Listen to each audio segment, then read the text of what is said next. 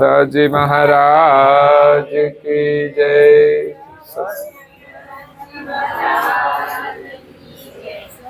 सत केवल साहेब, सत केवल साहेब, सत केवल साहेब।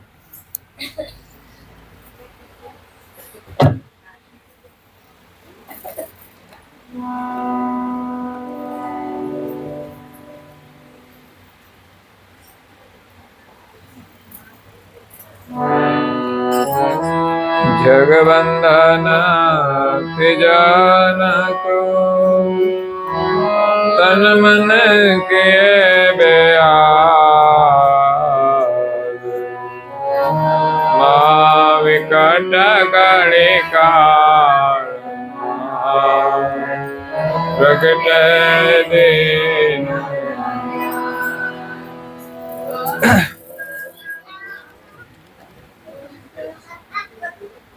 सवारे करीशु पाठ।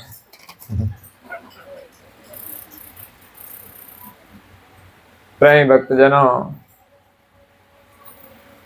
ज्ञान संप्रदायना अध्यस्थापक अनंत ब्रह्मांडाधीश विश्वनियंता सकर्ता सतकैवलना परम विशेष अंश अनंत अंशोना तारणहार परम मोक्षना दाता कैवल वेता परम अंश परम गुरु श्रीमद करुणा सागर महाराज ना पट शिष्य द्वितीय आचार्य पूज्यपाद श्री नारायणदासजी महाराज श्री स्वरचित गुरु महिमा ने विषे गुरु नो महिमा समझावता परम गुरु नो महिमा समझावता कहे छे कि जग बंधन अति जन को तन मन किए बेहाल, महाविकट कड़ी काल में प्रगटे दीन दयाल। दिव्य परम गुरु अने पूज्य श्री नारायणदासजी महाराज श्रीए जीवोने उपदेश आपवा माटे बहु सरल भाषानो उपयोग कर्यो छे। विशेष करीने गुजरातनी अंदर थई गया छे એટલે ગુજરાતીનો પ્રયોગ એની અંદર વધારે હોય અને એથી વિશેષ કોઈ શબ્દ આવે તો હિન્દી ના આવે, કારણ કે હિન્દી આપણી રાષ્ટ્રભાષા છે। જો આમાં મરાઠી આવે કે ઉર્દુ આવે કે બીજા કોઈ શબ્દો આવે તો આપણને ના સમજાય, परंतु सामान्य में सामान्य मानस समझी सके एटली सरल भाषा में उपदेश आप्यो छे। हाँ, घणी वातो गहन होय छे, ए तो गति ज गहन छे, एने समझवा माटे मात्र बुद्धि काम नहीं लागे। बधुं ज बुद्धि थी समझी शकातुं नथी, परंतु उपदेश ने આપણે બુદ્ધિથી સમજી શકીએ છીએ। પછી એની ગહન ગતિ પામવા માટે આપણે સાધના કરવી પડે છે। તો અહીંયા પૂજ્ય શ્રી નારાયણદાસજી મહારાજ શ્રીએ ગુરુ મહિમાનું વર્ણન કર્યું છે। આ જગતની અંદર સૃષ્ટિની ઉત્પત્તિ થઈ ત્યારથી જ गुरुनो महिमा विशेष रह्यो छे, कारण के गुरु विना ज्ञान मळतुं नथी अने गुरु विना जे मळे ने ए कई आपणे काम लागतुं नथी। संसारमां घणुं ज्ञान गुरु वगरे मळी जाय, पण ए कशा कामनो? बजार बेहो तोय घणुं ज्ञान मळे,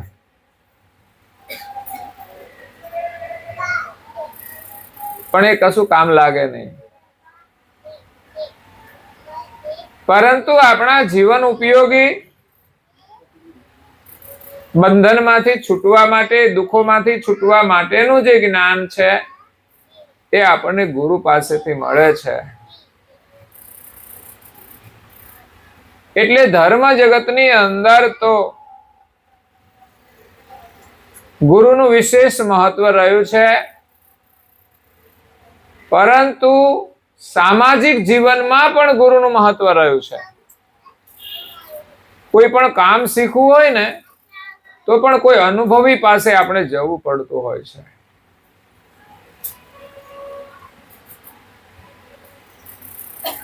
એટલે દરેક મહાપુરુષો એમ કહે છે કે મનુષ્ય જીવનની અંદર ગુરુ કરવા બહુ જરૂરી છે.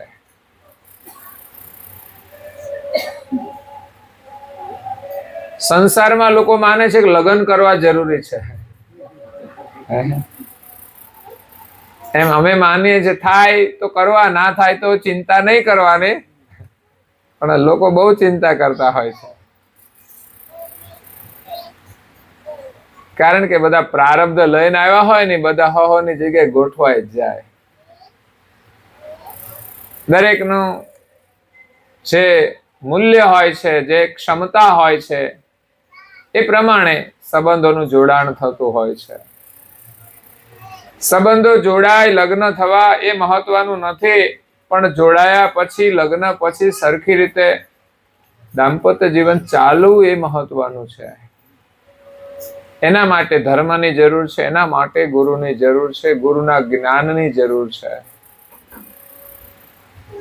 આ જગતની અંદર ઘણા અનુભવી મહાપુરુષો થયા છે, ગુરુજનો થયા છે, એની ગુરુ પરંપરાઓ ચાલે છે. એ પરંપરાના આપણે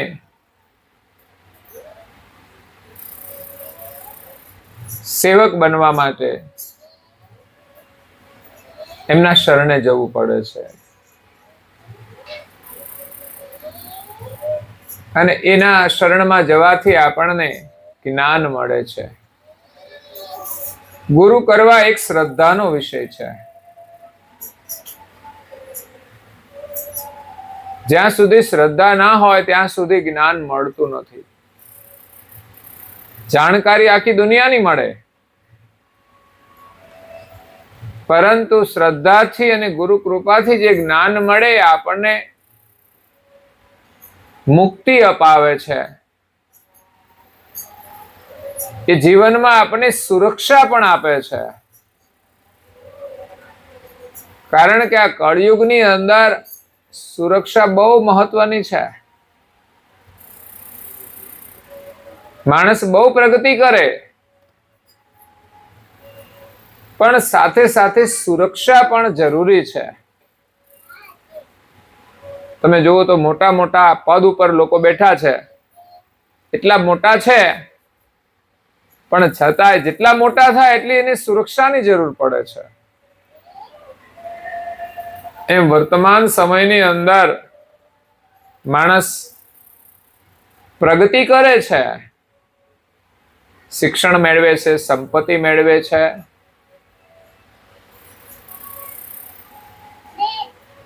એટલી જ એના માટે સલામતીની જરૂર હોય છે. નહીં તો વ્યક્તિ ભટકી જાય છે. શિક્ષણ હોય તો એના પણ અહમમાં આવી જાય. ઘણાને પદનું અભિમાન હોય, શિક્ષણ હોય તો ડિગ્રીનું અભિમાન હોય, પણ એ ડિગ્રીનું અભિમાન ઘરમાં ના કરાય. ઘણી વખત ઘરમાં એ અહમ આવે ને એટલે લડાઈ ને ઝઘડા થાય. હું આ છું, હું તે છું, એટલે હું કહું એમ થવું જોઈએ, પણ એ ડિગ્રીથી ઘરમાં કશું ના થાય. હા, કે જ્યાં તમારી ડિગ્રી કામ કરતી હોય ને ત્યાં બધા કરે કામ. સંપત્તિ હોય તો એનું પણ અભિમાન આવતું હોય છે. એના મદની અંદર માણસ ભટકી જતા હોય છે. એની મતિ વિપરીત થઈ જાય છે અને એનો વિનાશ કરી દે છે, બરબાદ કરી દે છે. પૈસા જરૂરી છે, પૈસા સુખ પણ આપે છે અને પૈસા માણસને બરબાદ પણ કરી દે છે. એ સાવધાની જરૂરી છે, સલામતી જરૂરી છે. એટલે આપણી પાસે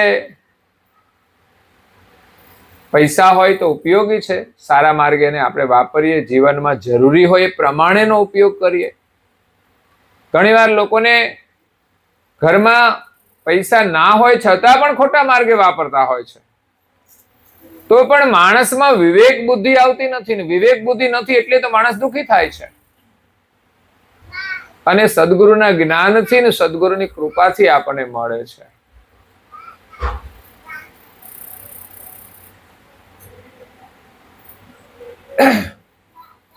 એટલે સંપત્તિ માણસને સગવડ આપે છે.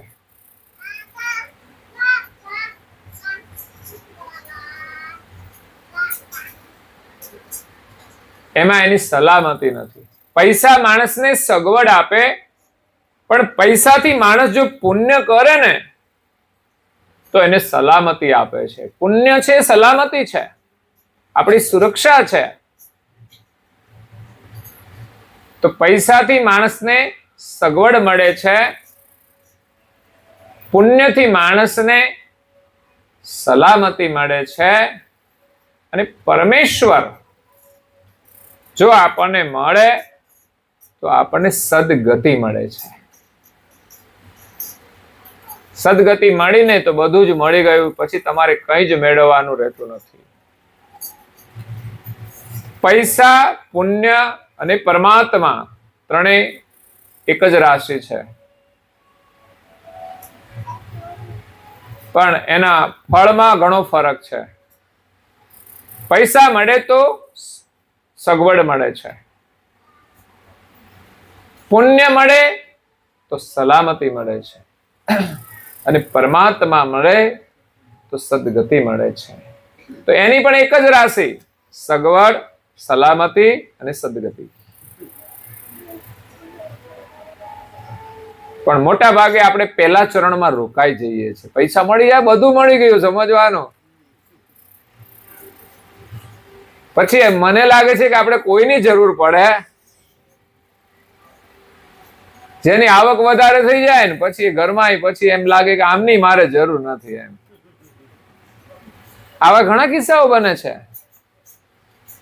એટલે પૈસાનું મદ છે, પણ ગુરુનું જો જ્ઞાન મળે ને તો બધું સંતુલન જળવાઈ રહે છે. સંપત્તિથી જે આપણને સુખ મળે છે, પણ જ્ઞાન મળે તો આપણું સંતુલન જળવાઈ રહે છે. એને યોગ્ય માર્ગે આપણે વાપરીએ છીએ. પરિવારની અંદર પણ એનું સંતુલન રહે છે. એટલે જ્ઞાન બહુ જરૂરી છે, પણ અધ્યયન થોડું કરવું પડશે. ઋષિ મુનિઓએ, મહાપુરુષોએ આપણને જે જ્ઞાન આપ્યું છે એના ધર્મ ગ્રંથો પણ છે, અને આજે ટેકનોલોજીના માધ્યમથી પણ આપણને એ સાંભળવા પણ મળતા હોય છે. પણ આપણે બીજે બધે બહુ રોકાઈ જઈએ છીએ. જેમ બાળકોની શિક્ષણની જરૂર છે, એમ જે લોકોએ ભણી લીધું છે ને, જે વ્યવસાય કરે છે, એને પણ અભ્યાસ તો કરવો જ જોઈએ.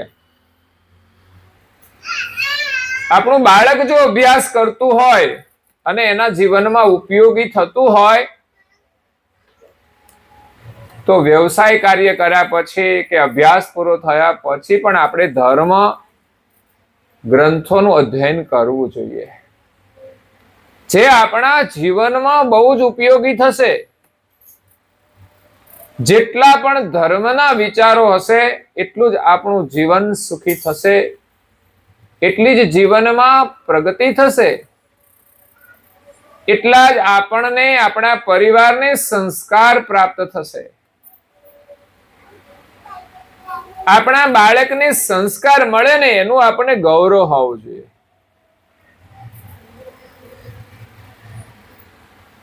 આપણું બાળક ભગવાન આગળ બેસી અને પગે લાગે, આપણું બાળક તિલક કરે, એ આપણા માટે ગૌરવની વાત છે. પણ ક્યારે ગૌરવ લઈ શકીએ? એકલું બાળક કરે તો એ ગૌરવ મહત્વનું નથી. સારું લાગે, પણ સાચું ગૌરવ તો આપણે કરીએ ને તો જ આવશે. જો બાળક કરતું હોય ને આપણને આનંદ આવતો હોય તો પછી આપણે પણ કરવું જોઈએ. આ જ્ઞાનની જાગૃતિ હોવી જોઈએ. પણ આપણે તો ધર્મ કાર્ય કરવામાં બ્રેક જ મારી દઈએ છીએ કે અહીંથી ગાડી આગળ હાલશે, અહીં તો બહુ મોટો ખાડો છે. અને સંસારમાં તો કેટલાય ખાડા આવે છે, લોકો ઊંધા પડી જાય છે તોય ઊભા થઈને પાછા હાલવા જ માંડે છે. હા, કોઈ એમ નથી કેતો હવે મારે આ નથી જવું. ધર્મ માર્ગની અંદર સાહસની જરૂર છે. વિચાર કરો, આપણા દેશને આઝાદી અપાવી એ લોકોની અંદર કેટલું સાહસ, કેટલી શૂરવીરતા. એને એ સમયે પણ પરિવારો હતા, પણ એ કામ છોડીને પણ એને દેશ માટે જવું પડતું હતું. એના ઘર કેમ ચાલતા હશે? એ રાષ્ટ્ર ગૌરવ હતું. એમ આપણા માટે, આપણા કલ્યાણ માટે આપણે ગૌરવ હોવું જોઈએ. પણ ગુરુના જ્ઞાન સિવાય આપણને આ બધું મળશે નહીં. અને એમાંય કરુણાસાગર મહારાજ આ વિશ્વની અંદર પ્રગટ થયા છે, એ સમસ્ત વિશ્વ માટે ગૌરવની વાત છે. કારણ કે એ માત્ર જંબુદ્વીપમાં નથી આવ્યા, અંતરિક્ષમાં રહેલા 14 લોકની અંદર પ્રગટ થઈ બધા દેવોને દર્શન આપીને પછી પૃથ્વી પર આવ્યા છે. આ અનુભવ કોઈ મહાપુરુષ પાસે નથી. આજ સુધી જે કોઈ અવતારો થયા છે એમની પાસે બધા જ ધામોની યાત્રાનો અનુભવ નથી. એમની પાસે જે કંઈ સામર્થ્ય છે એ પોતાનો અનુભવ છે, અને પોતે આ વિશ્વની અંદર આવ્યા હોય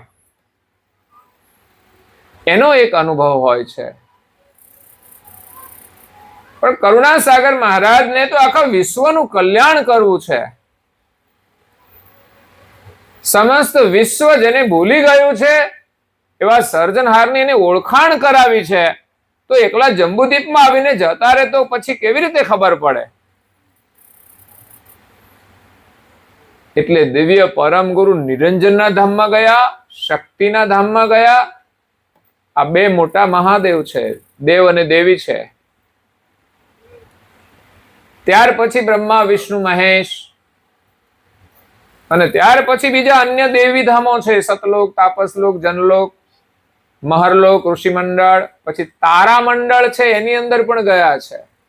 એ પણ દેવી લોક છે. પણ એ તારા મંડળ છે ને એ સદાય ચાલતું રહે છે, ક્યાંય સ્થિર થઈને ઊભું નથી રહેતું. જ્યારે તારા મંડળમાં ગયા ત્યારે પરમ ગુરુએ એ પ્રમાણે એ ગતિ કરતા કરતા એમને ઉપદેશ આપ્યો.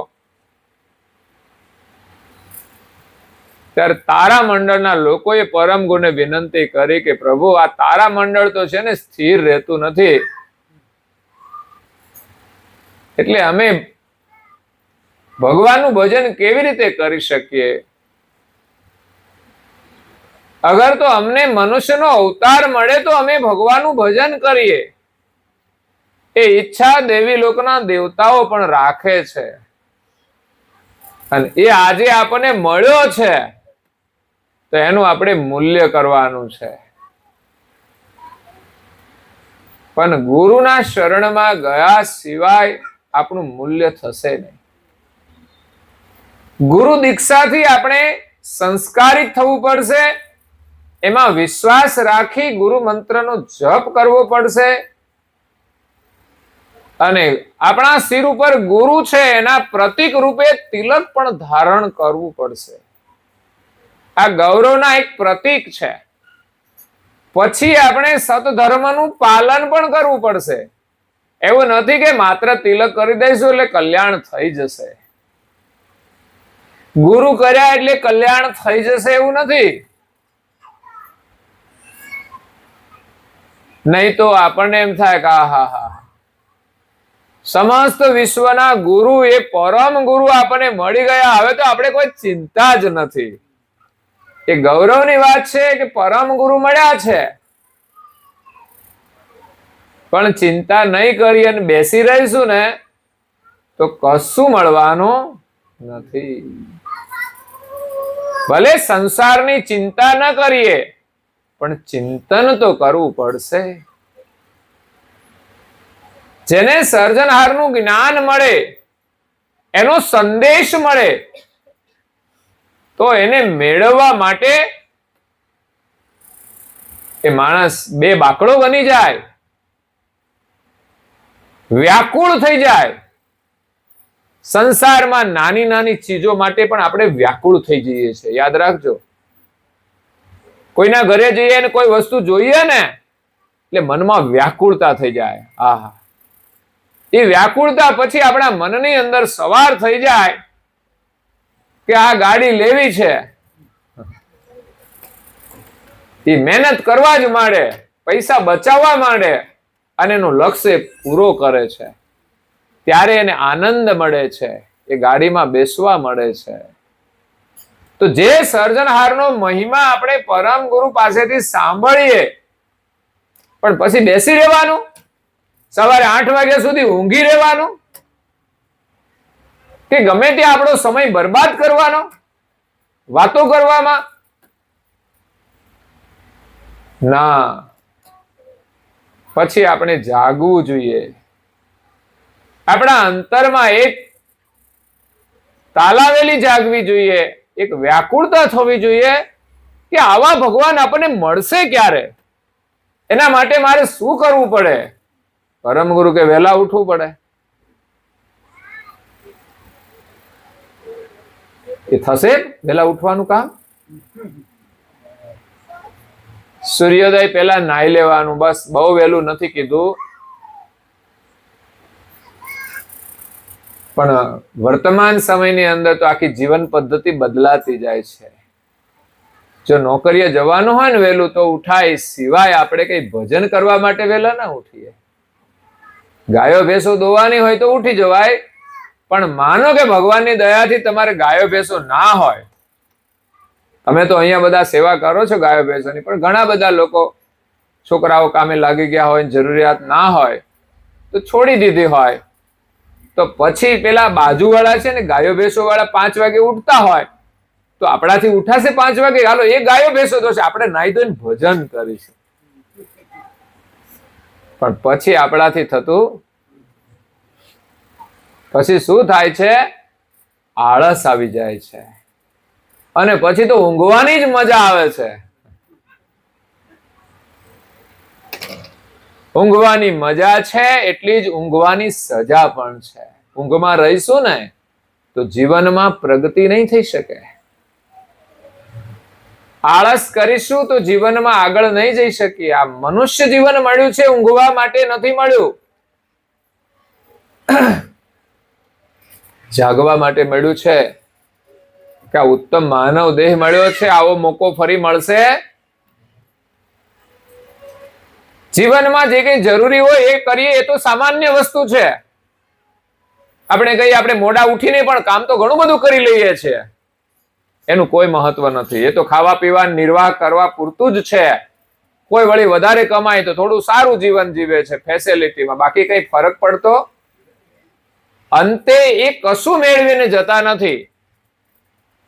પણ મનુષ્ય જીવન જે પરમેશ્વરને પામવા માટે મળ્યું છે, એના માટે સમય મળે, અવકાશ મળે તો આપણે કંઈક કરવું જોઈએ. આજે જેમ સત્સંગ સાંભળી રહ્યા છીએ એમ પ્રસંગ ન હોય તો પણ આપણે સત્સંગનો લાભ લેવો જોઈએ.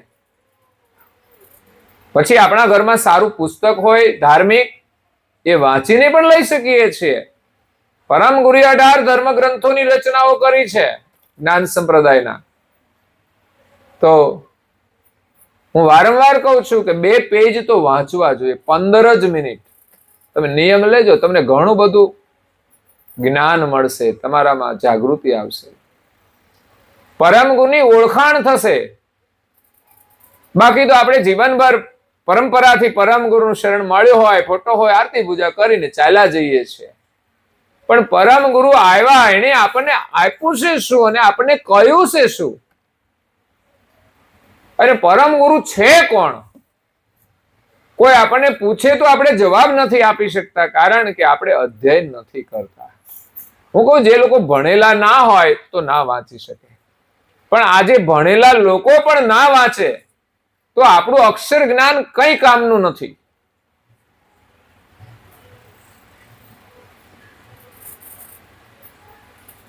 એટલે આપણે ભણ્યા છીએ એનો ઉત્તમમાં ઉત્તમ જો ઉપયોગ હોય તો એ શાસ્ત્રોનું અધ્યયન કરવાનો છે. એનાથી આપણું જીવન સફળ થશે.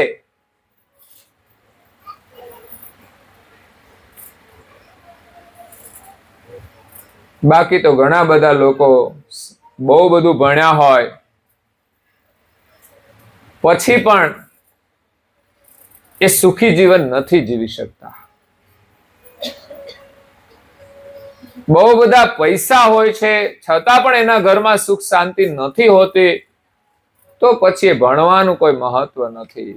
અને કદાચ કોઈ ન ભણ્યા હોય અને ગરીબીમાં જીવતા હોય છતાં પણ એમની પાસે ધર્મનું જ્ઞાન હોય, સંસ્કાર હોય ને ઘરમાં શાંતિ હોય, એનું જીવન સફળ છે. એને જ ફરી મનુષ્યનું જીવન મળે છે. એવું નથી કે જે લાખોપતિ થઈ ગયા એને ફરી માનવનો અવતાર મળશે. તમે લાખોપતિ થઈ ગયા તમારું ભાગ્ય છે, પણ વાપર્યા ક્યાં? તો કે ભોગ વિલાસની અંદર. મોટા બંગલાઓ બાંધ્યા, મોટી ગાડીઓ લાવ્યા અને ફર્યા. એ તો ભાગશાળી કૂતરાય તમારી જોડે ફરે છે. પણ એ સંપત્તિ માંથી જો એમણે કઈ ધર્મના કાર્યની અંદર વાપરીને સદુપયોગ કર્યો હોય, કઈ પુણ્ય કમાયા હોય, તો ફરી એને એનો લાભ મળે છે. અને માનવતાનું જીવન જીવે એને જ ફરી માનવનો અવતાર મળે છે. એટલે પરમ ગુરુ મળ્યા છે એનું આપણને ગૌરવ હોવું જોઈએ. એનું જ્ઞાન આપણે સાંભળવું જોઈએ. હું એમ કહું છું કે એક જ વખત આપણે બધા જ ગ્રંથો સાંભળવા જોઈએ. કોઈ વ્યક્તિગત રીતે અધ્યયન કરે ઘરમાં, પછી એમ થાય હું વાંચું છું, મને આ લાભ મળે છે, તો મારા પરિવારને લાભ કેમ ના મળે? તે પરિવારમાં કદાચ અભ્યાસ કરવાની જિજ્ઞાસા ના હોય તો આપણે વાંચન કરીએ ને એની જોડે બેસાડીએ. પરિવારનો એટલો પ્રેમ તો હોય છે ને હોવો જોઈએ. આપણે સામાજિક કાર્ય કરવા માટે પ્રેમ રાખીએ છીએ, તો ધર્મ કાર્ય કરવા માટે પણ આપણા પરિવાર પ્રત્યે આપણને પ્રેમ હોવો જોઈએ. પરંતુ આપણે એમાં રસ જ નથી લેતા. બાકી બધું જ કરીએ છીએ, સામાજિક બધી જ વિધિ વિધાન બધું કરીએ છીએ, પ્રસંગો કરીએ છીએ, તો ધાર્મિક ક્રિયાઓ તો બહુ સરળ છે. કપાળમાં તિલક કરવું એ કે અઘરું કામ નથી. અને એમાં એવું નથી કે ભાઈ આ પરફેક્ટ હશે તો જ તમે પાસ થશો. બસ તમે શ્રદ્ધાથી કરો એ જ મહત્વનું છે. મંત્રનો જાપ તમને જેવો આવડે તેવો કરો. નથી આવડતું એ શબ્દ તો કાઢી જ નાખજો, નહીં તો પછી જીવન આપણું વ્યર્થ થઈ જશે. બાકી તો સંસારની બધી જ ક્રિયાઓ છે ને આપણને આવડે એવી નથી, આપણા માટે અઘરી જ છે.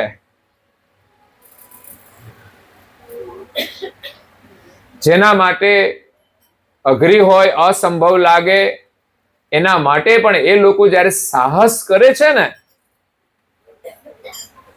ત્યારે એમાં એને સફળતા મળે છે. ઘણા ગરીબ વિસ્તારમાંથી, ગરીબ પરિવારના બાળકો જેના માટે કોઈ આગળ જવાની સંભાવના જ નથી હોતી, છતાં પણ કોઈ બાળક હિંમત રાખીને આગળ વધે છે, થોડું ભણે છે, એમાંથી પણ આગળ વધે છે, કઈ નોકરી કરે છે, એમાંથી પણ આગળ વધતા વધતા છેક રાષ્ટ્રપતિ સુધી પહોંચી જાય છે. એ જ આપણા માટે બહુ મોટી પ્રેરણા છે. એ પ્રધાનમંત્રી બની જાય છે તો એના જીવન આપણે જોઈએ તો એમના વિચારો પ્રમાણે આપણે પણ ચાલવું જોઈએ. તો ધાર્મિક ક્રિયાઓને તમે કોઈ નજરઅંદાજ કરશો નહીં. જેટલી થાય એટલી કરવા પ્રયાસ કરતા રહો. કશું અઘરું નથી. એમ તો જે દિવસે અમારે કથા શરૂ કરી હોય ને ત્યારે અમારા માટે પણ અઘરું જ હોય. જો ના કરીએ તો કઈ થાય જ નહીં. આવડે એવું નથી કશું, પણ ચિંતા તો કરવી પડે, ચિંતન તો કરવું પડે અને મહેનતે કરવી પડે. તમે રોજ વાંચશો ને અને બોલશો, પછી તમે મને કહેજો 1 મહિના પછી તમને કેવું લાગે છે. બીમાર માણસ હોય ને તો એના માટે જીવવું સહેલું નથી હોતું, કેટલું અઘરું. પણ ડોક્ટર એમ કે આમ કરજો, આ દવા આટલી લેજો, તો આપણે લઈએ જ. પછી મહિના પછી એનું રિઝલ્ટ મળે છે. એમ આજે જે પરિસ્થિતિ છે, તમારી જે પ્રમાણેની સંભાવનાઓ હોય એ પ્રમાણે કામ શરૂ કરો. શરૂઆત કોઈ પણ કામની અઘરી જશે. કોઈ પણ માણસો ભણેલા હોય ને પછી ઇન્ટરવ્યુ આપવા જાય ને ત્યારે એ પણ ગભરાતા હશે કે કેમનું થશે. અરે બોર્ડની પરીક્ષાઓ આવે છે તો બાળકોની સાથે સાથે એના મા બાપ પણ ગભરાઈ જાય છે. બોલો, એ પણ બહુ ચિંતા કરે છે. ગામડાઓમાં તો એમના માતા પિતા ગ્રાઉન્ડ ઉપર પ્રતીક્ષા કરતા હોય છે, એને મદદ કરતા હોય. એને શું મદદ કરવાની? હવે અંદર ગયા છે એને શું મદદ કરવાની? તો થોડી ચોરી કરવાનો મોકો મળી જાય તો આવી મદદ કરવાની.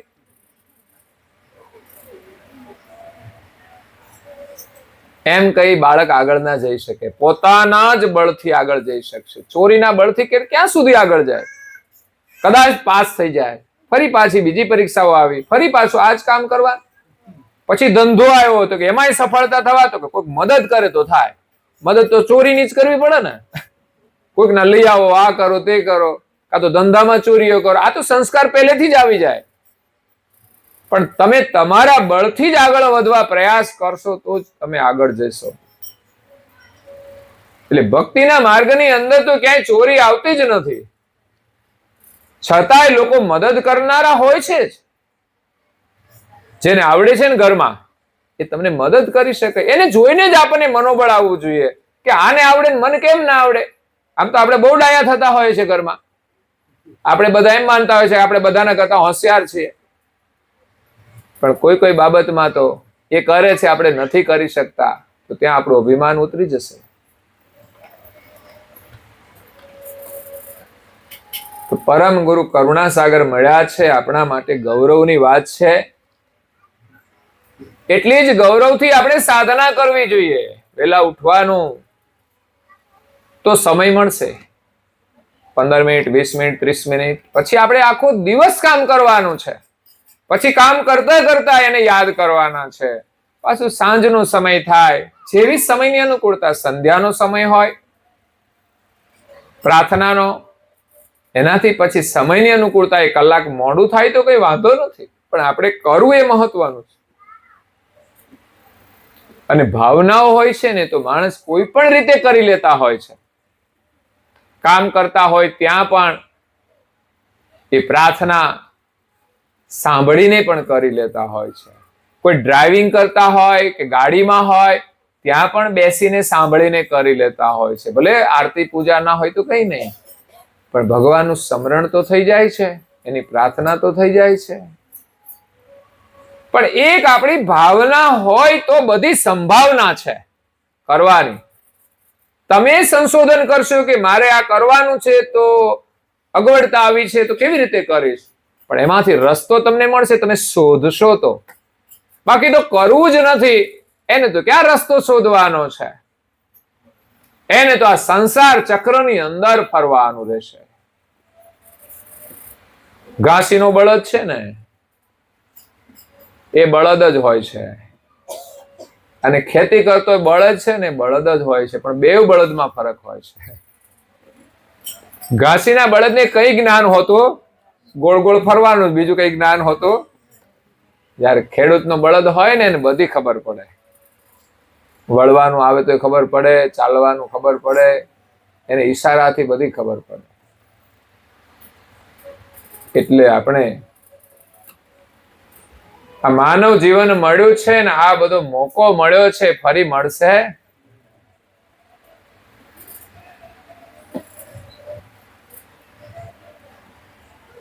ઊંઘ્યા સોનર ગયા 84, જાગ્યા સોનર જગ જીત્યા.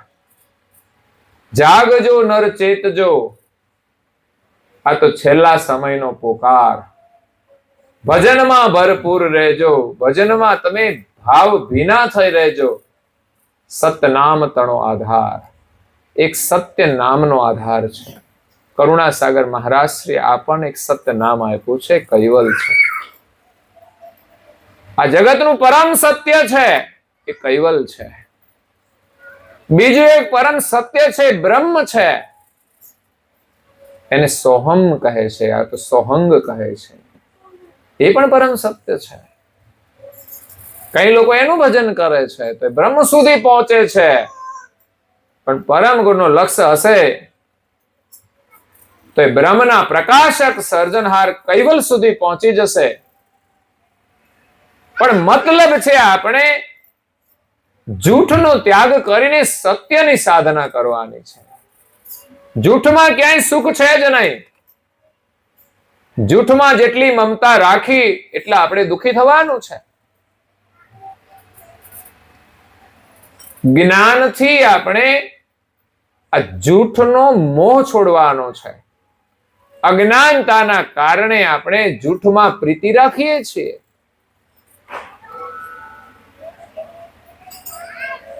આ શરીર જૂઠું છે,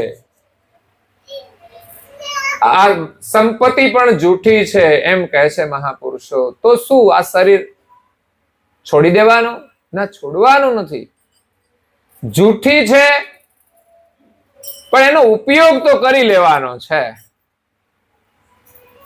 ઘણા માણસો જૂઠા હોય પણ એનો આપણે ઉપયોગ કરી લેવાનો છે સારો. એની પાસેથી કામ કરી લેવાનું છે. એ જૂઠામાં મમતા રાખીને આપણને મળેલું જીવન આપણે ગુમાવી નથી દેવાનું.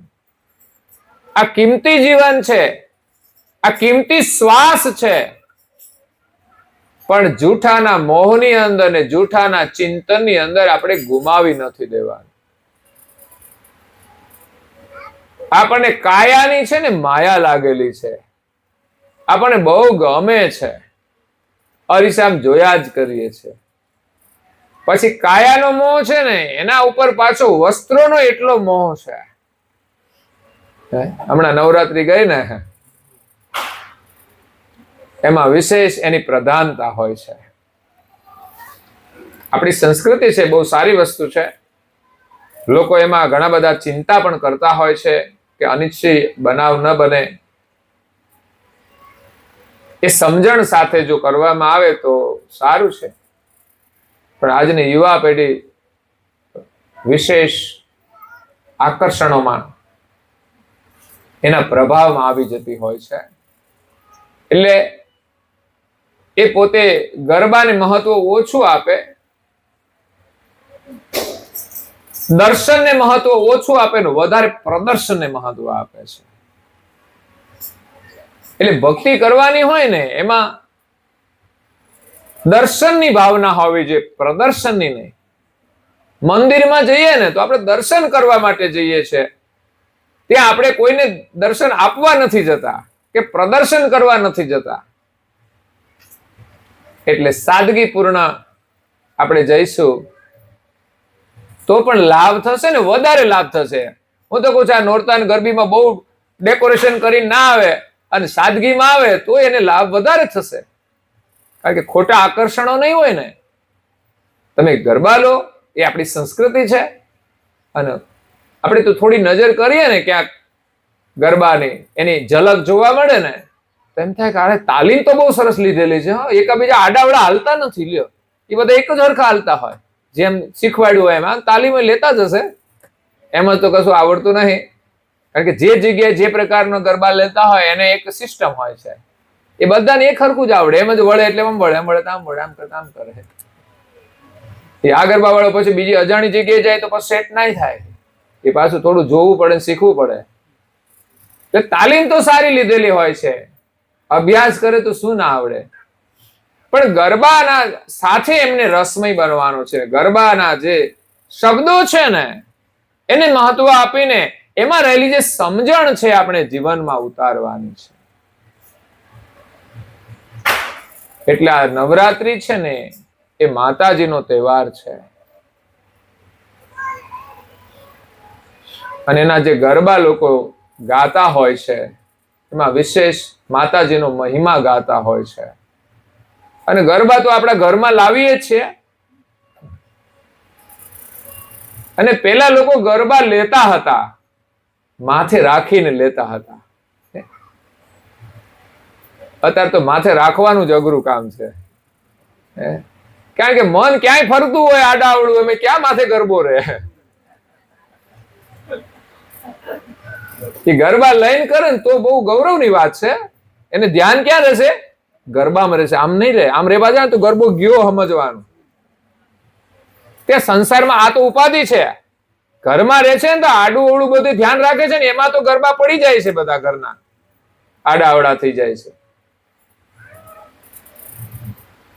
એટલે ગરબા બહુ સારી વસ્તુ છે. ધાર્મિક પરંપરા છે, વર્ષોથી ચાલી આવે છે, યુગોથી ચાલી આવે છે. પણ દેવીઓએ જે કાર્ય કર્યા છે ને એ જાગૃત રહે. દેવીઓની અંદર કેટલી શક્તિ છે, એમણે કેવા કાર્યો કર્યા છે, એ દેવીઓને પ્રેરણા મળે એના માટે છે. એણે રાક્ષસોનો નાશ કર્યો છે. દેવી શક્તિ. તો એના માટે વિશેષ એનું મહત્વ છે. તો અહીંયા આપણને માનવ જીવન મળ્યું છે, આપણા માટે ગૌરવની વાત છે. ને એમાં જો ગુરુ મળી જાય, સમર્થ પરમ ગુરુ મળે, એના માટે વિશેષ ગૌરવ છે. અને એના પછીનું ગૌરવ છે કે આપણે ગૌરવપૂર્વક ભક્તિ કરીએ. આપણા બાળકોને પણ એ ગૌરવથી સંસ્કાર આપીએ. પણ બહુ લોકો મહેનત નથી કરતા. હા,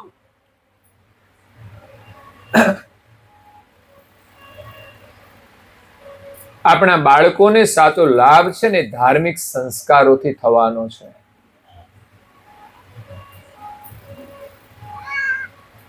સંપત્તિ આપીને આપણે કોઈ બાળકોને સુખી નહીં કરી શકીએ. ક્લાસ 1 ઓફિસર બની જાય ને તો પણ સુખી થવાની કોઈ ગેરંટી નથી. ઓફિસર થઈ ગયો છે, કમાશે પણ ખરો, પણ ધર્મનું જ્ઞાન નહીં હોય, એના સંસ્કાર નહીં હોય તો પરિવારમાં અનેક સમસ્યાઓ આવશે. જે આજે બધા ઘણાના ઘરોમાં હોય છે. જો ધર્મના સંસ્કાર ના હોય ને તો આજે ઘરે ઘરે આ સમસ્યા હોય. પણ જે લોકો બચ્યા છે ને એ લોકો ધર્મના સંસ્કારથી, ધર્મના વિચારથી જ બચ્યા છે. નહીં તો લડાઈ ઝઘડા બધા જ ઘરમાં થાય. એટલે કરુણાસાગર મહારાજ ના પટ શિષ્ય પૂજ્ય શ્રી નારાયણદાસજી મહારાજ શ્રી સ્વરચિત ગુરુ મહિમા. ગુરુનો મહિમા અપાર છે. દરેક ધર્મમાં ગુરુનું મહત્વ છે અને એના માધ્યમથી જ એ સુખી થાય છે. એ ગુરુ પરંપરા છે. કરુણાસાગર મહારાજ શ્રી જ્ઞાન લઈને આવ્યા હતા. એને જ્ઞાન લેવા ક્યાંય જવાની જરૂર નહોતી, છતાં પણ એમણે કૃષ્ણ સ્વામી મહારાજને ગુરુ કર્યા. કૃષ્ણદાસ નામ હતું. પણ ગુરુનો એક વિશેષ શબ્દ સ્વામી શબ્દ છે. સ્વામી એટલે કૃષ્ણ સ્વામી શબ્દ એમણે વાપર્યો છે આપણી પરંપરામાં. નહીં તો ઘણી જગ્યાએ લખ્યું છે કુબેરદાસ ગુરુ કૃષ્ણદાસ. તો કૃષ્ણ સ્વામી મહારાજને ગુરુ કર્યા. એ પ્રમાણે ગુરુ પરંપરાનું મહત્વ છે. તો નારણદાજી મહારાજ શ્રી ગુરુ મહિમાનું વર્ણન કરે છે કે આ જગતની અંદર ઘણા મહાપુરુષો થઈ ગયા છે, અવતારો થયા છે, બધાના માથે ગુરુ હતા અને એનાથી જે મહાન થયા છે. તો ગુરુનો મહિમા તો છે, પણ આ ગુરુ મહિમાની અંદર વિશેષ પરમ ગુરુનો મહિમા સમજાવે છે. એટલે પેલા પ્રણામ કરે છે પરમ ગુરુના ચરણમાં કે આ જગતની અંદર જેમણે જગત કર્તાનું જ્ઞાન આપ્યું છે. જગતની ઉત્પત્તિથી સૃષ્ટિની આદિમાં જે સર્જનહારનું વિસર્જન થયું, ત્યાર પછી એ સર્જનહારનું સ્થાપન જગતમાં કોઈએ કર્યું નથી. ત્યાર પછી જે સ્થાપનાઓ થઈ એ બ્રહ્મની સ્થાપના થઈ. બ્રહ્મની અંદર પણ અનેક ભેદ થયા અને સમય જતા જે અવતારો થયા એની ઈશ્વર તરીકે સ્થાપના થઈ. અને એના પછી જે સમય ગયો તો કોઈ મહાન પુરુષો થયા, સંતો થયા, એને લોકો ઈશ્વર તરીકે સ્થાપના કરી. અને આજે છે ને મોટા સારા કથાકારો હોય ને, મોટા ધર્મગુરુઓ હોય, એને પણ લોકો ભગવાન તરીકે સ્થાપના કરે છે.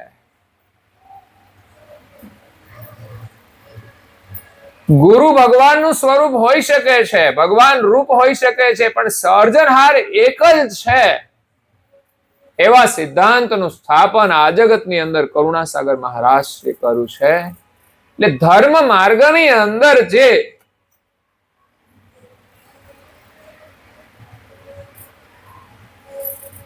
અજ્ઞાનતા છે,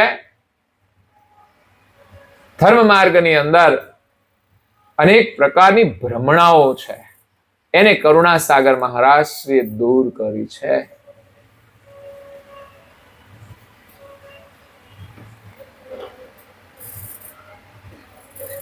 તો આ જગતની અંદર સમયના 4 કાળ છે: સતયુગ, ત્રેતા, દ્વાપર અને કલયુગ. અત્યારે કયો યુગ ચાલે છે? કળિયુગ. આપણે બધા ભાગશાળી છીએ, કળિયુગમાં આવ્યા. પરંતુ બધા જ યુગમાં જન્મવાનો ભગવાને આપણને મોકો આપ્યો હશે.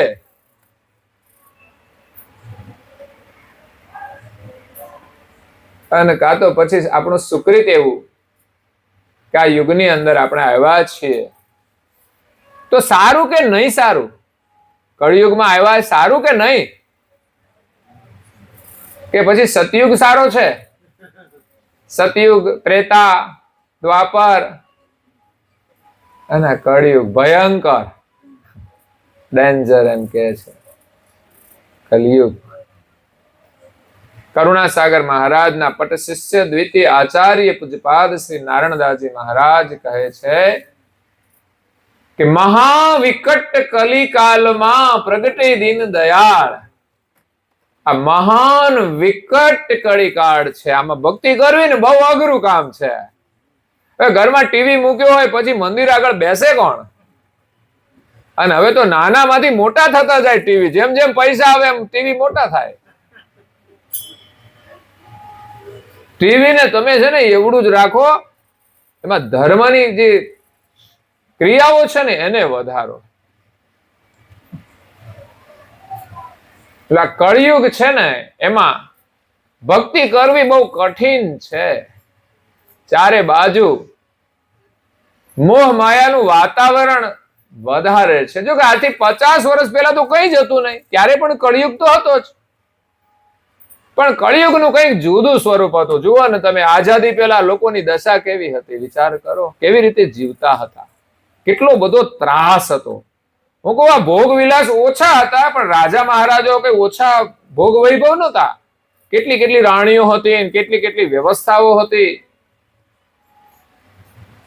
પણ અત્યાચારો કેટલા હતા, અધર્મ કેટલો હતો. આજે પણ કળિયુગ છે, બધી સગવડ છે, પણ માણસ જેટલું ખોટું કરે છે ને એ જ એનું પરિણામ આવે છે. જેટલું વધારે ખોટું ચાલે છે એ કળિયુગના લક્ષણ છે. પછી સમય તો છે ને બદલાતો જ રહેશે. 100 વર્ષ પહેલા કઈ જુદો ઇતિહાસ હતો, એનાથી 100 વર્ષ પહેલા જુદું હતું. આ કોઈ ઇતિહાસ જોઈએ તો પરિવર્તન થયા જ કર્યા છે. આપણે જે સમયમાં આવે, કળિયુગમાં આવે તોય ભલે, સતયુગમાં આવે તોય ભલે, આપણને માનવ શરીર મળે ને એ જ આપણા માટે મહત્વનું છે. અને જેને ભક્તિ કરવી હતી ને, એ તો અંગ્રેજોની ગુલામી હતી ને એમાંય કરી ગયા, એને ચિંતા જ ના કરી. ઘણા બધા ભક્તો થયા છે 18મી સદીમાં, 19મી સદીમાં, 20મી સદીમાં. આ 21મી શરૂ થઈ છે. અત્યારે સ્વતંત્રતા છે, અનુકૂળતા પણ છે. જો આપણે કરીએ ને તો નાની નાની વાતોની શરૂઆત કરશો તો થશે. પછી તમે બ્રેક મારીને બેસી જશો તો ગાડી ચાલશે નહીં. હું કહું પહેલા ગેરમાં જ ગાડી હકાવજો, ના આવડે તો ત્યાં સુધી. પછી એમ લાગે ને કે પહેલા ગેરમાં ફાવી ગઈ, પછી બીજામાં નાખજો. પણ તમારે ગાડી બેહવું જ નથી તો આ ધર્મની ગાડી છે. બાકી તો તમે આ સંસારની ગાડીમાં બેસો તો તમે ફર્યા જ કરશો. આ તો મોકો મળ્યો છે માનવ જીવનનો, પૂરો થઈ ગયો એટલે કામ પતી ગયું સમજવાનું. પછી તો આ 2 પગ વાળી ગાડી છે ને, પછી તમને 4 પગ વાળી ગાડી મળશે, તમારી પ્રગતિ થશે.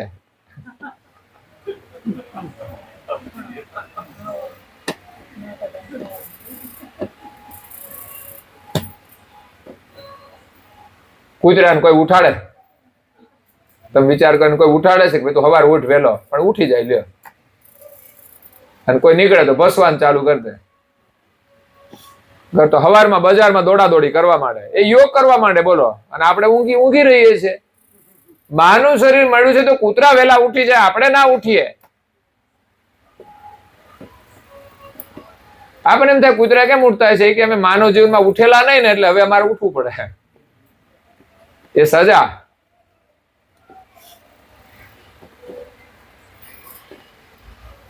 તો સતયુગમાં જન્મ થાય, ત્રેતામાં થાય, દ્વાપરમાં થાય કે કળિયુગમાં, બધું સારું છે. યુગ ભલે અલગ અલગ હોય, પણ કળિયુગ વધારે વિકરાળ હોવાથી એની અંદર માણસ થોડું ભજન કરે ને તોય વધારે લાભ મળે છે.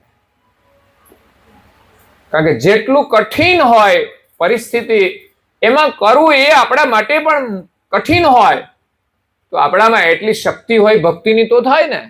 એ ભક્તિની શક્તિ પ્રબળ હોય ત્યારે એ થોડું કામ થાય છે. એટલે કોઈ તિલક કરી લે એ ગૌરવની વાત છે. કારણ કે આજે લોકો એ ફેશનમાં ફરતા હોય, કોરા કપાળ રાખીને ફેશનમાં, અને શરમ આવે ત્યારે તિલક કરવાનું.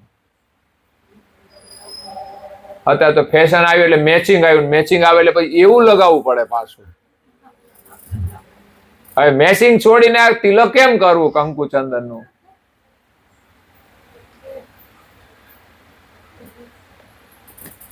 હવે મેચિંગ નું મહત્વ છે કે પછી આ તિલક નું મહત્વ છે? તિલક કરશો ને તો તમારું મેચિંગ રહેશે ઘરમાં. બાકી તમે ખાલી કપડાના મેચિંગમાં બધું કરશો ને તિલક ભૂલી જશો ને તો એક દિવસ તમારું ઘરનું મેચિંગ છે ને રહેશે ને, યાદ રાખજો. મેં જોયું છે બધું. ઘરમાં નથી મેચિંગ હોતા, હા, બધાના વિચારો. આપણે તો એ કરવાના છે મેચિંગમાં. હું કહું મેચિંગ એક પ્રેરણા આપે છે ચોક્કસ, કે ઘરમાં મેચિંગ આવું જ હોવું જોઈએ. બધાના કલર છે ને જે મેચિંગમાં હોય ને, શણગાર ને બધું જ એમ.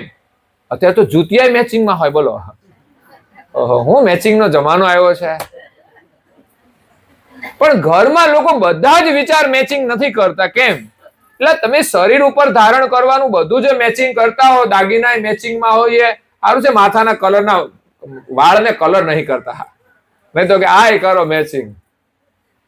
જુતિયા મેચિંગમાં હોય તો તમારા ઘરમાં જેટલા જુદા જુદા સભ્યો હોય ને, નાના મોટા બધા જ, એ બધા જ મેચિંગમાં હોવા જોઈએ ને. તો એ ધર્મના વિચારો છે ને તો મેચિંગ આવશે. બાકી છે ને સંસારના વિચારોમાં મેચિંગ નહીં આવે. પેલો આમ કહેશે ને પેલો આમ કહેશે, એમાં ક્યાં સુખ મળશે? એના માટે તમારે સાથે બેસીને કામ કરવું પડશે. હું વારંવાર કહું છું, તમારા ઘરમાં તમે ફ્રી હો તો અઠવાડિયામાં એક વાર તો સાથે પ્રાર્થના કરો. આજે બધા ઘરે છીએ, અનુકૂળતા છે, તો વિચાર આવવો જોઈએ આપણે આજે બધા સાથે પ્રાર્થના કરીએ. પણ ફ્રી હોય ને તોય બધા ફ્રીમાં જ ફર્યા જ કરતા હોય. કરવા વાળા કરે ને બાકી બધા ફરે. મેં જોયું છે, તમે પણ અનુભવ કરજો. તમને વિચાર થવો જોઈએ કે અનુકૂળતા નથી હોતી ત્યારે તો આપણે નથી કરી શકતા સાથે, પણ બધા જ ઘરે હોય અને સંધ્યાનો સમય હોય. આજે આપણે કરી કે નહીં સાથે પ્રાર્થના? તો એ જ પ્રકારે આપણે ઘરે હોઈએ અને અનુકૂળતા હોય તો કરવી જોઈએ. અને ક્યારેક ક્યારેક આપણે અનુકૂળતા કરવી પડતી હોય છે સારું કામ કરવા માટે. તો મહાવિકટ કળી કાળમાં પ્રગટે દીન દયાળ, જગ બંધન અતિ જનકુ તન મન કિયે બેહાલ. આ જગતનું બંધન છે ને બહુ મજબૂત છે, છૂટવું મુશ્કેલ છે. એ આપણા બધાનો અનુભવ છે કે એક આદત જે પડી ગઈ ને એને છોડવી બહુ મુશ્કેલ. આ બાજુ વ્યસન, આ બાજુ ફેશન. હવે તો ફેશન આમાંય આવી છે હો, એવું નહીં કે આ બાજુ જ છે. એમાંય તમારે જોવો તો જુદી જુદી જાતના વાળ કપાવે છે. 75 પછી પણ સફેદ હોય ને તો કાળા કરે છે. આ બધું જાવું છે ક્યાં એને?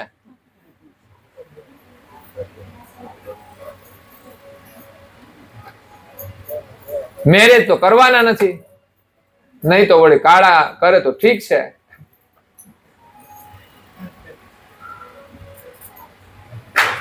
એવું કઈ નથી કે ધોળા હોય એને જ જમરાજા લઈ જાય. એ તો કાળા હશે ને તોય બોચી પકડશે. હો, તે કાળા કરવાથી આપણને કઈ બીજો લાભ મળે ખરો? કઈ આપણું શરીર રોગી હોય તો કઈ નિરોગી થઈ જાય કે કઈ લાભ મળતો હોય તો કહેજો. કાળા વાળ કર્યા પછી કદાચ અરીસામ જોવો ને તમને સારું લાગતું હશે.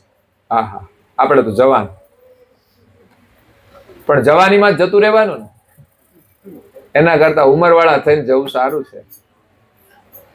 જે વાળ ધોળા થઈ જાય ને એ ધોળા એટલા માટે થાય કે હવે આ બધો મોહ છોડી દેવાનો અને ભગવાનમાં મન લગાવવાનું. આ તો ભગવાનમાં મન લગાવવાનો સમય થાય તો એ કાળા કરવામાં જ રહે છે. આખી જિંદગી તો કાળા હતા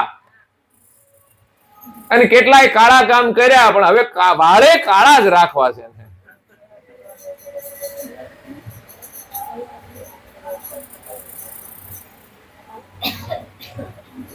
કળિયુગમાં પણ આપણે થોડું ભજન કરી લઈએ ને તો એ મોટો લાભ થશે. સતયુગની અંદર હજારો વર્ષ સુધી લોકો તપ કરતા હતા અને જીવતા હતા. કળિયુગમાં આયુષ ઓછું છે ને એમાં આપણે ઓછું ભજન કરીએ ને તોય વધારે લાભ થશે. પરમ ગુરુએ લખ્યું છે કે તમે સહેજ સલપવારમાં કર્તાને મેળવી શકો છો. જો તમે શુદ્ધ ભાવથી પ્રભુનું સ્મરણ કરો તો સહેજ વારમાં તમને મળી જશે. અને કોઈએ એમ પણ કહ્યું છે કે ગાયના શીંગ ઉપર રાયનો દાણો રે એટલી વાર પણ તમે શુદ્ધ ભાવથી જો હરિનું સ્મરણ કરો ને તોય તમારો ઉદ્ધાર થઈ જાય એમ છે. બસ પ્રીતિ હોવી જોઈએ. નહીં તો આજે લોકો મતલબથી ભજન કરવા વાળા બહુ હોય છે. હા, મતલબ વગર ભજન ના કરે. કઈ બાધા રાખી છે તો આ તકલીફ છે ને એટલે બાધા રાખી છે. એમને વ્રત રાખો ને તમે, એ પ્રેમથી છે. એટલે કળિયુગની અંદર આપણને માનવ જીવન મળ્યું છે, આપણું અહોભાગ્ય છે. સતયુગમાં જીવ્યા ને બધા એને પરમ ગુરુ નથી મળ્યા. બોલો, આપણે કળિયુગમાં આવ્યા તો ફાયદો નથી? હા, આપણને અફસોસ થાય કે પરમ ગુરુ જયારે પ્રગટ થયા અને એ સમયે જે આવ્યા હશે એ કેટલા બધા ભાગ્યશાળી હશે. પણ આપણે એટલા જ ભાગ્યશાળી બની શકીએ જો આપણો ભાવ હોય તો આજે પણ પરમ ગુરુની આજ્ઞા જ પાળવાની છે. એ સમયે પરમ ગુરુ હતા ત્યારે પણ લોકોને આજ્ઞાઓ જ આપી છે. એવું નથી કે હતા એટલે બધાનું કલ્યાણ થઈ જ ગયું. પણ લોકો ઘરના કામ છોડીને એના દર્શન માટે જતા હતા, સત્સંગ માટે જતા હતા. એમ આજે પણ આપણે ઘરનું કામકાજ છોડીને આપણે એનું સ્મરણ કરીશું, એના વચનોનું શ્રવણ કરીશું, તો આજે પણ આપણું મન એના સ્મરણમાં રંગાઈ જશે. ભલે આપણે કળિયુગમાં છીએ, ભલે આપણે ઘરનું કામ કરીએ છીએ, ભલે આપણે વ્યવસાય કરીએ છીએ, પણ એની સાથે આપણે નિરંતર જો પરમ ગુણને યાદ રાખીએ તો કળિયુગમાં પણ આપણું જીવન સફળ થઈ જશે. તો સવારે થોડું કંઈક શ્રદ્ધા અને પ્રેમથી કર્યું હોય ને, એનો જો પ્રભાવ પડે ને, તો આખો દિવસ એનું સ્મરણ રહે. અને આખો દિવસ કામ કર્યા પછી આપણને એમ થાય કે થોડી વાર આપણે શાંતિથી એનું ભજન કરી લઈએ. પેલું તો કામકાજ ધંધામાં હોય ને એમ કામ યાદ રાખીએ, પણ આ તો શુદ્ધ સ્મરણ કહેવાય. નિયમ લઈને કરીએ ને શુદ્ધ સ્મરણ કહેવાય.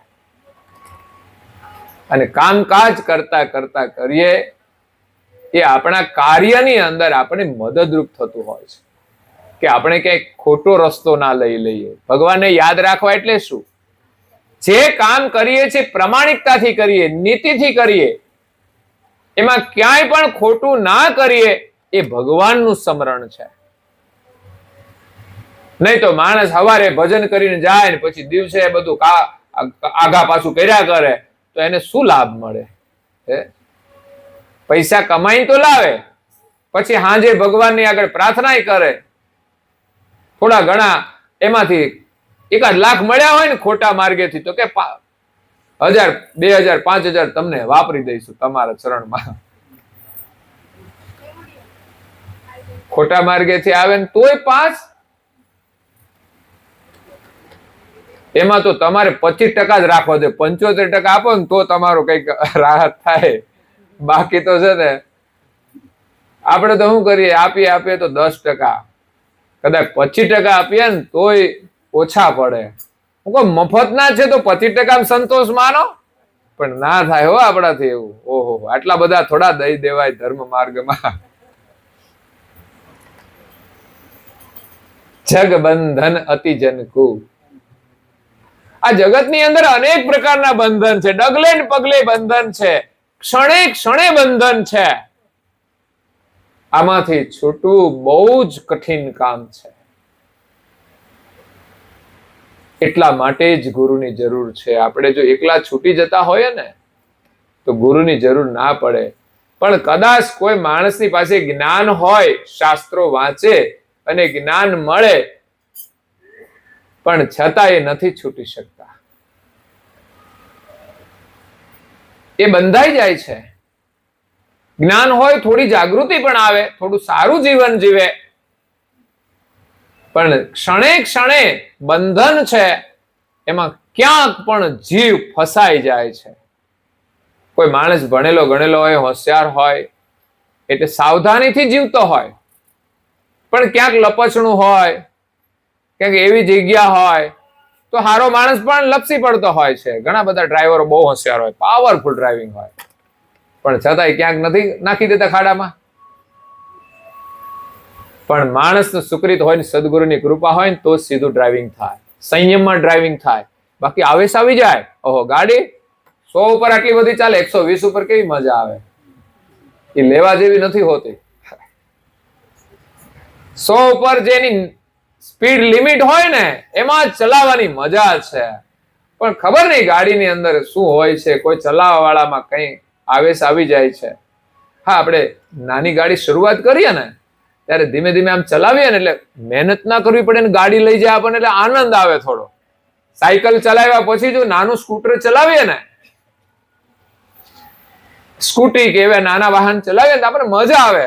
ઓહો, અત્યાર સુધી કેટલી મહેનત કરવી પડતી હતી, આ તો ખાલી આમ કરીએ ને તો ઉપડે ગાડી, એટલે આનંદ આવે. પછી તો થોડું વધારે સ્પીડમાં આંકવાનો આનંદ આવે છે, પણ વધારે સ્પીડમાં ઓવર સ્પીડ થઈ જાય તો એનું પરિણામ આપણને મળી જાય છે. અને ઓવર સ્પીડ ના હોય તો પણ બહુ જ આપણે સંયમમાં ગાડી ચલાવવી જોઈએ. કારણ કે એમે ગમે ત્યાં સ્લીપ મારી જાય છે. લોકો હું જોઉં છું લગભગ બધા ઓવર સ્પીડમાં ગાડી ચાલતી હોય છે. અહીંથી કોઈ નીકળે ને તમે જોજો અહીં કેટલી ચલાવવી જોઈએ અને એની ગાડી કેટલી ચાલતી હોય છે. યાદ રાખજો, જોજો બધા જ. ગામની અંદર વળાંક હોય ત્યાં કેટલી એની ગાડી સ્લો થવી જોઈએ, એની જગ્યાએ કેટલી સ્પીડમાં એ ગાડી વાળે છે. અહીં તો શું, વિદેશની અંદર મોટા મોટા રસ્તાઓ છે, ત્યાં વળાંક આવે તો પણ એને સ્લો કરવી જ પડે, બિલકુલ સ્લો, કે કોઈ પણ વાહન નીકળતું હોય એની સ્પીડમાં સીધા રસ્તે, પણ એનો વળાંક એટલે એને પોળા રસ્તા હોય તો પણ સ્લો કરે. આપણે અહીંયા એવું નથી. જેવું ગાડીની અંદર આપણે લોકો ચલાવે છે ને એવું જીવનમાં કરે છે. ક્યાંક આપણે સ્લો કરવી પડે એવી હોય નથી કરતા. ઘરમાં એવું વાળવાનું હોય ક્યાંક ગાડું આવડું તો સ્લો કરવી પડે, પણ નથી કરતા લોકો, ભટકાય છે ઘરમાં ભટકાય છે. બોલો. એટલે વાહન ચલાવવાના જે લક્ષણ છે ને એ એના વ્યવહારમાં પણ આવી જતા હોય છે. વાહનનું જ મહત્વ નથી હોતું. કદાચ તમારું ભાગ્ય હોય તો ના ભટકાય, પણ આ રીતે ચલાવે ને એમાં જ વધારે એક્સિડન્ટો થતા હોય છે. અને લોકો ઘરમાં જીવે છે ને એવી રીતે તો એમાં વધારે ઝઘડા થતા હોય છે. એટલે ધર્મ આપણને જીવન રૂપી ગાડી સલામત રીતે ચલાવતા શીખવાડે છે. જગ બંધન અતિ જનકુ તન મન કિયે બેહાલ. આ સંસારની અંદર એટલા બધા બંધનો છે, એમાં આપણે બંધાઈ ગયા છીએ કે જેના કારણે મનુષ્યના તન અને મન બંને બેહાલ થઈ ગયા છે. જુઓ ને, કોઈના શરીરમાં કઈ છે સ્વાસ્થ્ય? સ્વાસ્થ્ય સુખ નથી રહ્યું. બીમારીઓ કેટલી બધી આવી છે. આથી 50 વર્ષ પહેલા તમે પૂછો એમના ઘરમાં દવાઓ હતી? અઠવાડિયામાં કોઈ ડોક્ટર આવે ને આ ફેરી મારવા, એની પાસેથી જરૂર પડે તો માથાની ટીકડી કે પેટમાં ગડબડ હોય તો એ લઈ લેતા હતા. અગર તો રોજ નીકળે તોય એને ક્યારેક જરૂર પડતી. બાકી ડોક્ટરનું એટલું બધું ચાલતું. અત્યારે તો ડોક્ટરનું બહુ ચાલે. કેટલા બધા દવાખાના, બધાનું ચાલે. ત્યાં બધે બેહવું જ પડે, આપણે લાઈનમાં જ હોય.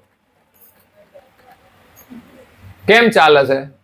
આપણે બધા શરીરથી બહુ સુખી થઈ ગયા, એટલે તનથી આપણે બધા દુખી છીએ. અને એક બહુ મોટી બીમારી કળિયુગમાં આવી છે. બહુ ખાવાનું સારું થયું ને, ખાવા પીવાનું, એટલે લોકોને બીમારી એક નવી આવી, ઓવરવેટની. ખાઈને લોકોએ શું કર્યું? શરીર વધાર્યા. આ બહુ મોટી બીમારી છે. આ હકીકત છે. હા, જે સુખી લોકો છે ને એના જ ઘરમાં બીમારી છે. બાકી જે ગરીબ લોકો છે ને એના ઘરમાં કોઈ જાડું હોતું, કારણ કે ખાવાનું એટલું મળે તો ને. સરકારી શાળાની અંદર જે બાળકો ભણે છે એને અમે હમણાં બટુક ભોજન કરવા માટે લાવીએ છીએ. આમ તો શનિવારે લાવતા હતા, પણ વિચાર્યું કે મહિનામાં એક વખત બાળકોને લાવવા તો ગામના બાળકો પૂરા થઈ જાય. પછી આજુબાજુના ગામના બાળકો છે એને પરમગુના મંદિરમાં લાવીએ, એમના દર્શન કરાવીએ, થોડી સભા કરીએ, એને ભોજન કરાવીએ અને પછી એને મોકલીએ. બાળકોની કોઈ સેવા કરે તો લાભ મળે, અને બાળકોની સેવા કરવાનો આપણને લાભ મળે. કે બાળકો મંદિરમાં આવે, દર્શન કરે, એના માટે નવું હોય. પેલા સ્કૂલમાંથી બાળકોના આનંદ માટે ટૂર કાઢવામાં આવતી હતી. એવી જ રીતે બાળકોને આપણે મંદિરમાં લઈ જઈએ તો બાળકોને આનંદ થાય. બાકી મોટાને તો બહુ રસ જ નહીં હોતો મંદિરમાં જવાનો. મેં તો આનંદ તો છે, પણ હવે મોટાને નથી આવતો આનંદ બહુ. કે આ મંદિરમાં તો અમે જઈ આવ્યા છે, જોયેલું છે, જોવા નહીં, દર્શન કરવા જવાનું છે. જોયેલું તો તારું મુખડું છે, જોયા જ કરે છે અરીસામાં વારંવાર.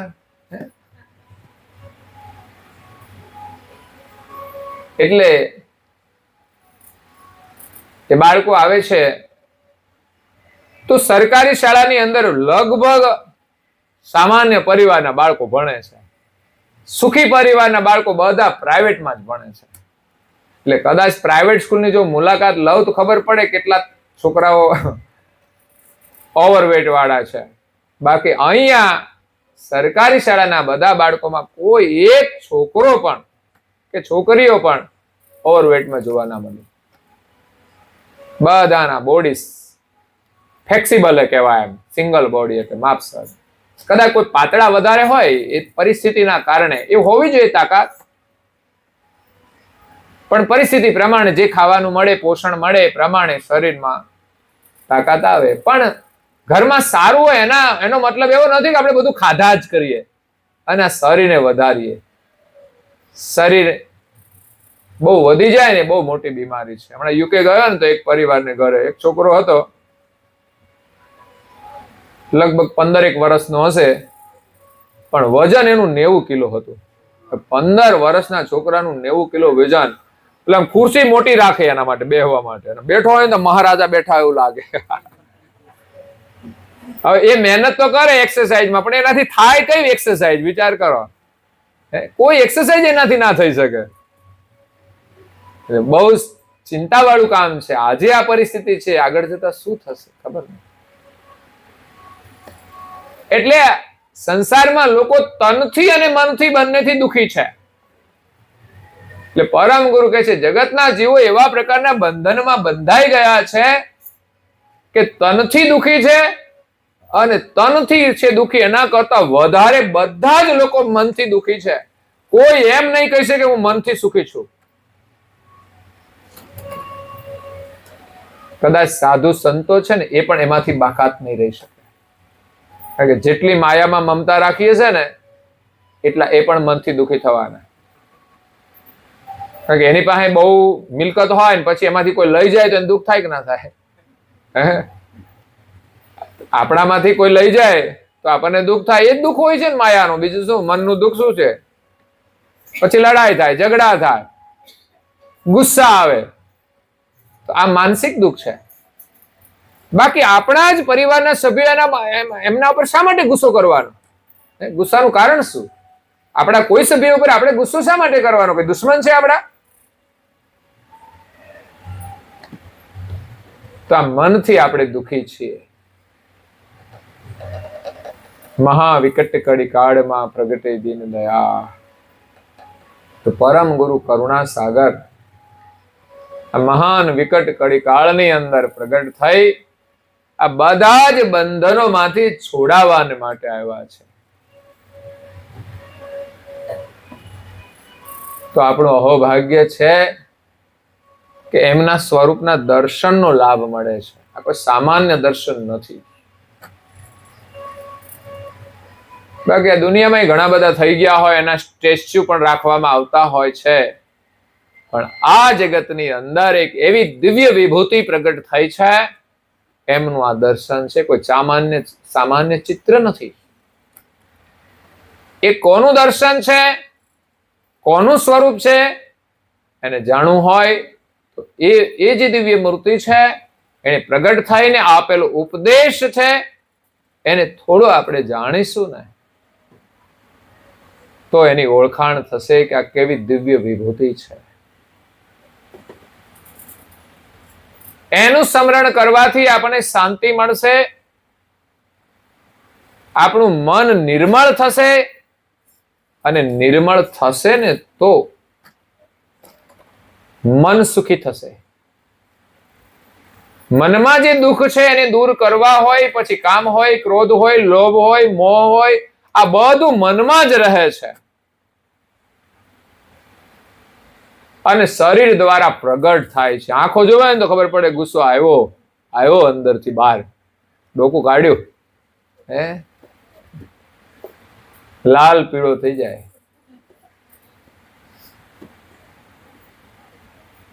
તો દરેક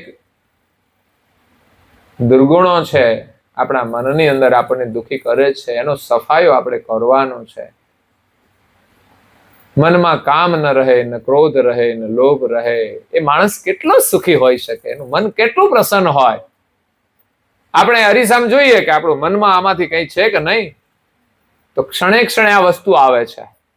કામનાઓનો કોઈ પાર જ નથી. એક જાય ને બીજી આવે, બીજી જાય ને ત્રીજી આવે. ઈચ્છાઓ પાછળ ઈચ્છાઓ આવ્યા જ કરે છે. કોઈ શુદ્ધ છે, કોઈ મલિન છે, તો ક્રોધ પણ આવતો હશે. પણ જેની પાસે ધર્મનું જ્ઞાન છે, સંસ્કાર છે, બહુ ઓછો આવતો હોય, ભાગ્યે જ આવતો હોય, એવું પણ બને. એટલા જ સુખી કહેવાય. ગુસ્સા ઉપર નિયંત્રણ છે યા તો એને લાગે કે ગુસ્સો કરવાનું કોઈ કારણ નથી, ગુસ્સાનું કોઈ પરિણામ જ નથી, તો શા માટે ગુસ્સો કરવાનો? તમે જેના ઉપર ગુસ્સો કરો એ તમારા ગુસ્સાથી શું કઈ લાભ થશે? એને કઈ નુકસાન થઈ ગયું છે? એ નુકસાન કઈ આપણને પાછું મળી જવાનું છે કે ગુસ્સો કરવાથી વધારે નુકસાન થશે?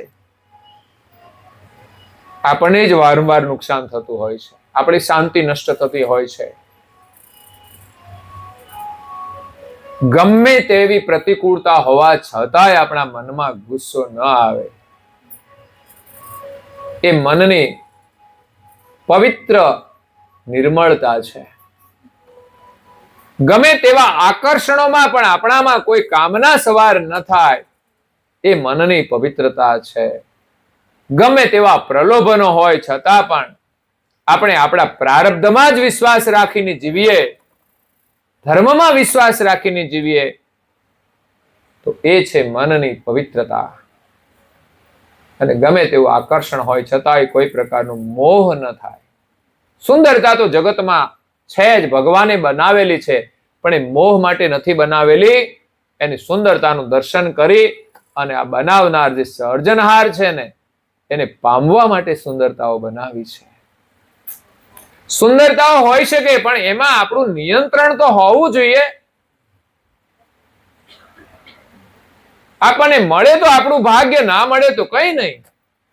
કોઈ વસ્તુ સુંદર મેળવી ને એ પણ એ કઈ એમ જ નથી મળી જતું. એના માટે પણ પાત્રતા જોઈએ. દુનિયામાં બધું સુંદર છે, કોઈનો રાજમહેલ પણ સુંદર હોય, કોઈની ગાડી પણ સુંદર હોય, કોઈની વસ્તુઓ સુંદર હોય, બધું ગમે આપણને, કેમ ના ગમે? પણ મોહ એટલું ના રાખવો જોઈએ. આપણને મળે તો આપણું ભાગ્ય, બસ આપણો અધિકાર હોય, અને મળ્યા પછી પણ એનો વિવેકથી ઉપયોગ કરવો એ મહત્વનું છે. બાકી મોટા ભાગના લોકો તો મોહ જાળની અંદર ફસાઈ જ જતા હોય છે. કે ભગવાનને ભૂલી જવા એનો મતલબ છે કે આપણે મોહની અંદર ફસાયા છીએ. ઘણાના ઘરમાં મા બાપને લોકો ભૂલી જાય છે. સમજવાનું આ કોઈ મોહ જાળમાં ફસાયેલા છે, અહંકારની અંદર ફસાયેલા છે.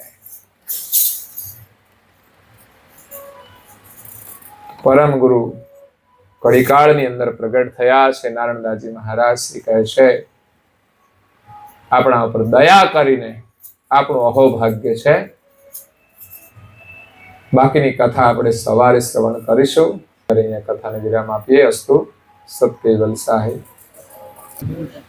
आद्य चक्र स्वराज गणेश कैवल करता की जय, कृष्ण स्वामी महाराज की जय, परम गुरु श्रीमद करुणा सागर महाराज की जय, पूज्य श्री नारायणदास जी महाराज की जय, श्री सतगुराचार्य महाराज की जय, श्री सतदेवन की जय, श्री सतदेवन की संतन की जय, श्री ज्ञान संप्रदाय की जय, श्री गुरुगादी सरसापुरी की जय, श्री कैवल धाम की जय. कथा सत्संग पूर्णावती का साथ केवल साहे.